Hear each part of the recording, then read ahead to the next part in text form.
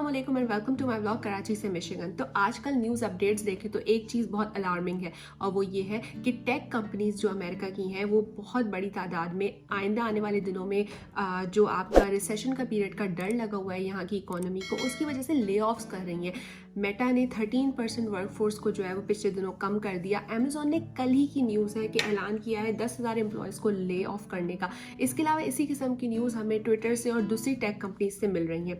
इन तमाम ले ऑफ्स का जो बहुत ही डिस्टर्बिंग इम्पैक्ट होता है वो जाहिर है H1B वीज़ा वालों पे भी पड़ता है। और H1B वीज़ा पे आए हुए वो बहुत सारे लोग इंडिया, पाकिस्तान, बांग्लादेश, फिलीपींस इन कंट्रीज से ताल्लुक़ रखते हैं जो यहाँ पे वर्क वीज़ा लेके अमेरिका में सेटल होते हैं, एक नई लाइफ स्टार्ट करते हैं। तो आज की इस वीडियो में मैं इसी टॉपिक पे बात करूंगी कि वो तमाम लोग जो इस ले ऑफ से मुतासर हो रहे हैं उनके लिए आगे क्या ऑप्शंस हैं, उनका जब वीज़ा स्टेटस जो है वो नहीं रहता है तो ऐसे में उन्हें क्या करना चाहिए और कौन कौन से ऑप्शंस इस तरह से उनके लिए खुले हुए हैं। So let's start. हमारे लिए ये जानना ज़रूरी है कि जब भी आप अमेरिका में H1B वीज़ा, वर्क वीज़ा के ऊपर मौजूद होते हैं तो आपका स्टेटस जो है वो वैलिड स्टेटस कहलाता है। इसी तरह जब तक होता है जब तक आप एम्प्लॉयड होते हैं। जब आप अनएम्प्लॉयड हो जाते हैं आपका H1B वीज़ा जो है वो फिर आपका स्टेटस चेंज कर दिया जाता है, आउट ऑफ स्टेटस कहलाता है वो। तो अनफॉर्चुनेटली आपकी जॉब जो है जाने की सूरत में जब आपका स्टेटस जो है वो आउट ऑफ स्टेटस कहलाने लगता है, जब आपका वीज़ा वैलिड नहीं रहता है H1B वीज़ा, जो कि जाहिर है आपको एम्प्लॉयर की तरफ से ही मिलता है,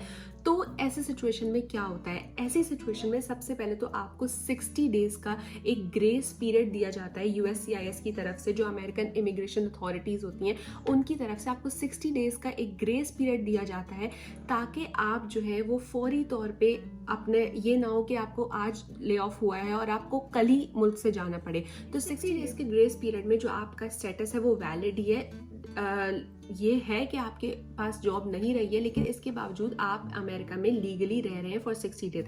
अब इस 60 डेज में आपके पास 3 ऑप्शंस होते हैं अपने स्टे को यूएस में बरकरार रखने के लिए। उन पे बात करें। पहला ऑप्शन ये है कि अमेरिका में यूजुअली कंपनीज जब भी ले ऑफ का इरादा रखती हैं तो थोड़े टाइम पहले से ही वो जो एम्प्लॉयज़ को ले ऑफ करने वाली होती हैं उनको इस बारे में नोटिफाई कर दिया जाता है। ऐसा नहीं होता कि आज जो आपको नोटिस दिया जाए और कल आपको ले ऑफ किया जाए। यूजुअली एक्सेप्शंस हर जगह होती हैं। तो जिस टाइम पे आपको ये अंदाज़ा हो जाए कि अब आपको ले ऑफ किए जाने वाले होगा आइंदा आने वाले दिनों में, तो आपकी सबसे पहले जिम्मेदारी ये है कि फौरी तौर पे दूसरा एम्प्लॉयर तलाश करें, यानी फौरी तौर पे नई जॉब ढूंढें, क्योंकि आपको नई जॉब के थ्रू ही H1B वीज़ा दोबारा से मिल सकता है और H1B वीज़ा ही आपकी गारंटी कर सकता है कि आप यहाँ पे अपने स्टे को मजीद बढ़ा सकते हैं या जिस तरह आपका स्टे था उसी तरह कायम रख सकते हैं। तो फर्स्ट ऑप्शन आपके पास ले ऑफ के बाद क्या होता है कि आपको सबसे पहले 2 महीने के या जो 60 डेज का टाइम पीरियड है उसके अंदर नई जॉब ढूंढनी है। फॉर नंबर 2 है जो कि बहुत सारे लोग शेयर करते हैं कि उन्होंने किया और अपने ऊपर अप्लाई किया, वो ये होता है कि आप अपने स्टेटस को, जो भी वीज़ा का स्टेटस है उसको चेंज कर लें किसी दूसरी वीज़ा कैटेगरी में। फॉर इंस्टेंस कुछ लोग ऐसा करते हैं कि H1B वीज़ा से वो ले ऑफ हो गए और अब उनके पास एम्प्लॉयर नहीं है, वीज़ा स्टेटस ख़त्म होने वाला है, 60 डेज़ का उनके पास पीरियड है, तो वो अपने वीज़ा स्टेटस को जल्द अज जल्द ट्रांसफ़र कराने की कोशिश करते हैं F1 वीज़ा पे, यानी जो कि एजुकेशन से रिलेटेड होता है, जिसके ज़रिए वो यूनिवर्सिटीज़ वगैरह अटेंड करते हैं। तो वो क्या करते हैं कि अपने H1B वीज़ा को दूसरे वीज़ा पे ट्रांसफ़र कराते हैं। आई नो इसका एक डिटेल प्रोसेस होता है लेकिन ये मैं एक ऑप्शन के तौर पे बता रही हूँ, कुछ लोग ऐसा करते हैं। इसके अलावा कुछ लोग क्या करते हैं कि अपने H1B वीज़ा को B2 वीज़ा पे, विजिटर वीज़ा पे ट्रांसफ़र करा लेते हैं। ये एक टेम्पररी सॉल्यूशन है लेकिन इस ट्रांसफ़र के ज़रिए क्या होता है कि उनको थोड़ा सा और टाइम मिल जाता है जब वो लीगली अमेरिका में रह सकें और अपने लिए मज़ीद ऑप्शंस को एक्सप्लोर कर सकें। उन्हें फौरी तौर पे जो है कोई हार्ड एंड फास्ट डिसीजंस नहीं लेने पड़ते। दूसरा ऑप्शन जो है वो आपके पास ये है कि आप फौरी तौर पर अपने जिस मुल्क से आपका ताल्लुक़ है, जहाँ से आप यहाँ पर आए हैं, आप वहाँ पर वापस जाने को प्लान करें, क्योंकि अगर आपके पहले ऑप्शंस काम नहीं करते हैं या उसके अलावा भी कोई और ऑप्शंस आपके पास अनफॉर्चुनेटली काम नहीं कर रहे हैं, तो फिर आपके लिए एक लीगल सेफ वे यही है कि आप अपने मुल्क जो है वो वापस जाने की कोशिश करें कि बिफोर इसके कि आपका जो स्टेटस है वो अनलॉफुल रेजिडेंट का बन जाए या आप इलीगली अमेरिका में स्टे कर रहे हो।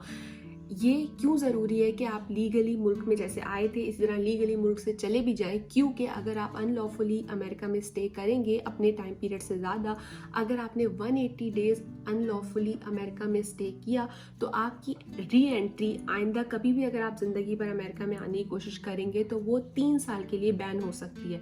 इसी तरह अगर आपने 365 डेज़ यानी कि तकरीबन 1 साल अनलॉफुली स्टे को बढ़ा लिया आपने और आपका स्टेटस नहीं था, फिर भी आप रहते रहे और अथॉरिटीज़ को पता चला, तो फिर आइंदा आने वाले 10 सालों के लिए आपकी री एंट्री अमेरिका में बैन हो सकती है।